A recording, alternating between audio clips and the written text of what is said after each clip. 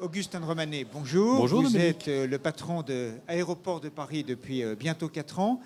Mais vous avez une expérience des affaires publiques, à la fois près de la politique, à l'Élysée, auprès de Jacques Chirac, et dans de nombreux cabinets ministériels il y a quelques années.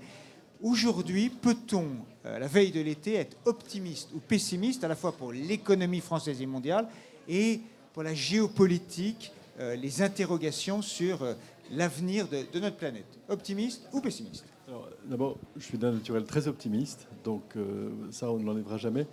Non, si vous écoutez Jacques Delarosière, qui vient d'écrire un petit livre formidable sur 50 ans de crise financière, vous voyez que les facilités monétaires que nous nous donnons depuis la non-convertibilité du dollar en 1971, qui ont conduit notamment au soubresaut de la crise des subprimes, rendent le monde instable.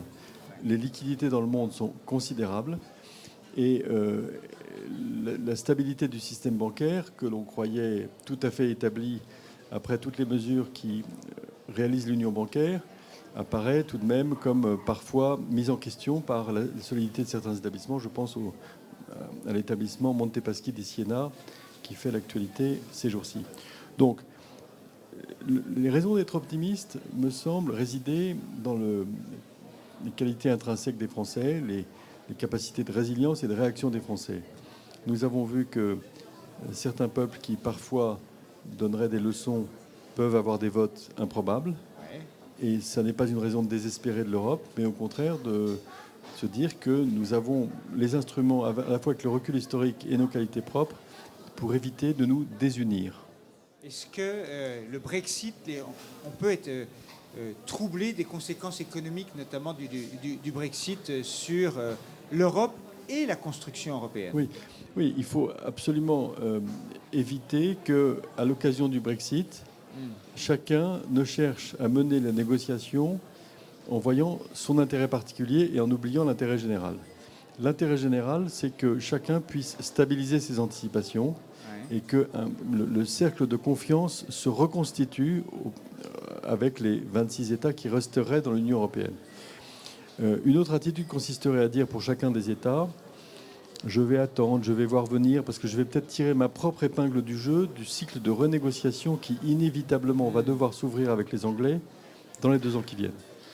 Donc ça va être une mise à l'épreuve de la solidarité de l'Europe.